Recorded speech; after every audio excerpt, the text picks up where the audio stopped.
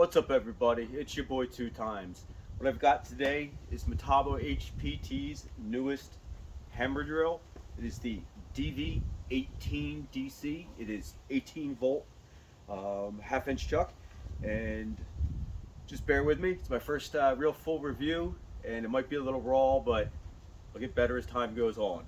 So we're going to compare it against the previous model, the DV36DA, the 36 volt hammer drill, and see what some of the specs are, as they are extremely close. The newer model is 7.5 inches shorter, so it's you're saving yourself a half inch on the length of the model versus the previous. The height is taller. We're 8 5/8, not including the battery, and we're 8 1/8, not including the battery. One big change that I've heard a couple guys complaining about with other manufacturers' drills is space for your hand in here. On the previous model, it's 8 1/8. On this model, you can see the base is shaped differently. I'll explain why in a little bit later. It's just about 4 inches in there. It is a little tight. It's good on my hands. You know, I'm 5'10". It fits me perfectly. Previous model, lots and lots of room in there. All right, another big change between the two is the side handles. Everybody knows the older model had this giant side handle that would screw in on the top here and give you a grip nearly 14 inches away from the drill. This is a long way out there. You know, better for leverage, but it's a plastic handle, and it'll only allow you one position where it's screwed in up top here. Now in the new model, they've shortened the side handle, and it's almost like a spline grip on the inside. It's a nice rubber molded Metabo HPT on it. This will allow you to put it on, lock it down in multiple positions all the way around. Say you got a tight spot you can't fit the drill into when it's all the way out sideways. Real easy to change position. Just untighten it, slide it back on, tighten it up. You put the handle on top, flip it over, put the handle on the bottom. A real nice upgrade on this model drill. All right, beside the, let's see, what do we got here? RPMs on both. The previous model was 500 in low, 2100 in high. We're going to test that real quick. Let me step back here in the shade. Okay, we're on high speed here.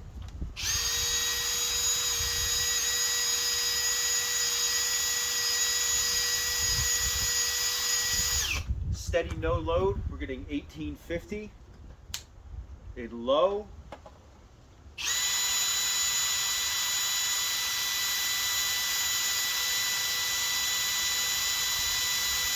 steady no load, 487 is the average, so close to the 500.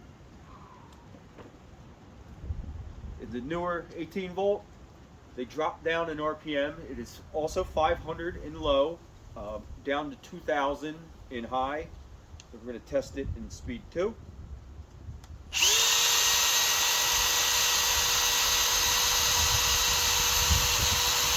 Oh, my little sticker came off. In previous testing, we're getting the same, about 1850 in this, and closer to 500 on the button for low. I can't get my little reflective tapes to stick on these too well. All right, so I test these drills as I use them, not necessarily driving giant lags into things. You know, we do that to get torque scores, but I drill big holes not that often. I drill deep holes, so we're going to do some of that here in a second. Let's put in this 2-inch bit. Speed bore. We're on high. Whoop. Be nice if we put it in drill.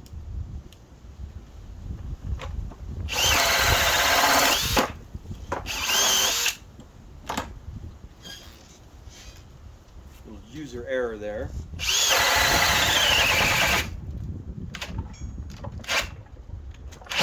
That's that RFC kicking in. The reactive force control, Metabo calls it. It is a bit touchy, in my opinion. Sometimes when you just bind up a little bit toward the end of a hole, it shuts it down. You could actually see the light blinking, the LED light telling you that the RFC's kicked in. I wish it wasn't as touchy, but Metabo built it to protect the user, the motor, and the battery all at once.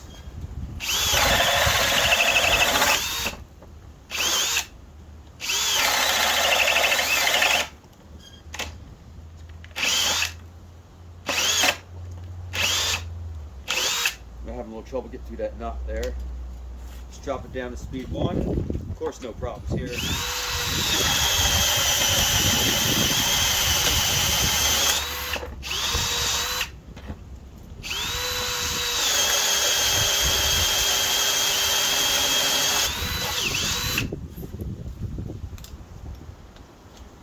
As I was saying, I don't necessarily drill holes this big all the time.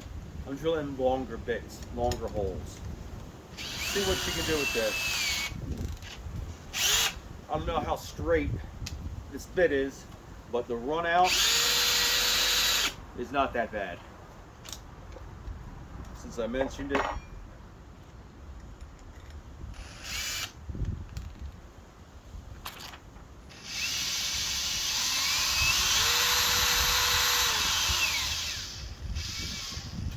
very good trigger control. You can drop that down to maybe about 30 revolutions a minute. Very smooth, very little run out.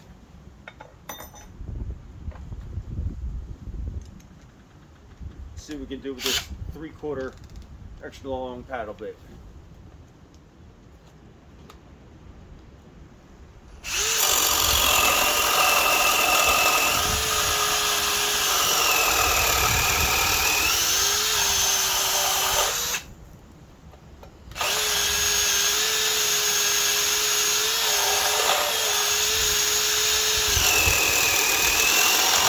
Whoa!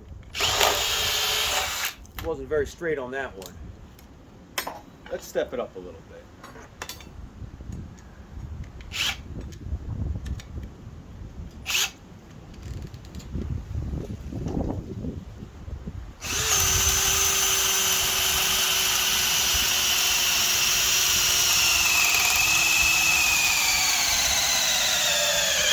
No problem at all. No problem at all there at speed 2. You can hear it bogging down a little bit toward the end. Question is, how far can we get with this?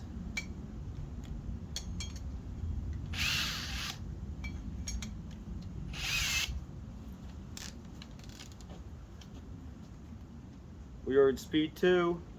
Oh, I got 3 battery bars. Give it a shot.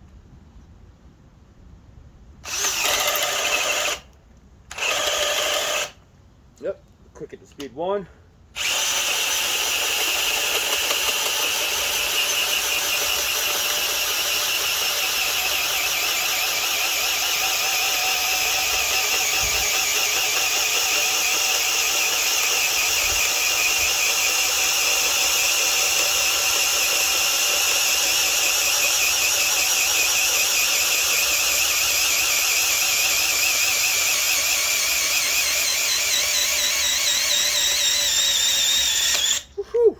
You hear it bogging down a little bit, but she'll do it.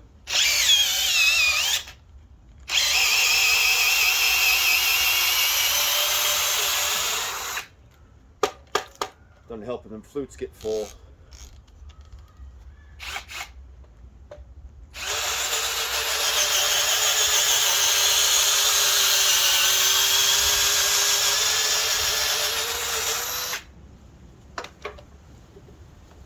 That's a hole right there.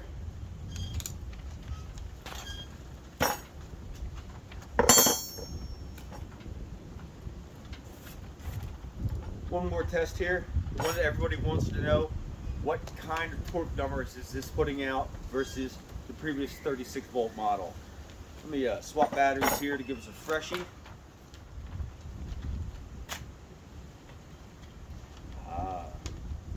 Freshies. The only thing that's better than that are fresh contact lenses. Am I right? Uh-huh.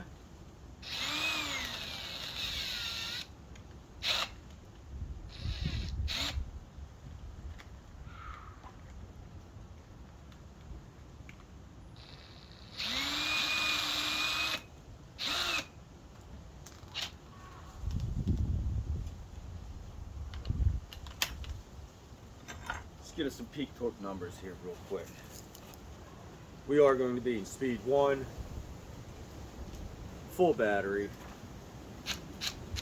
looking for some peak torque numbers.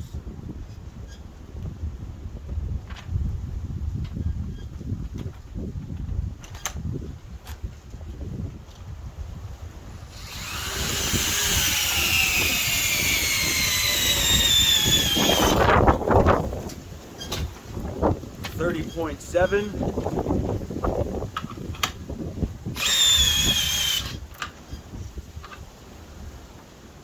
31.2,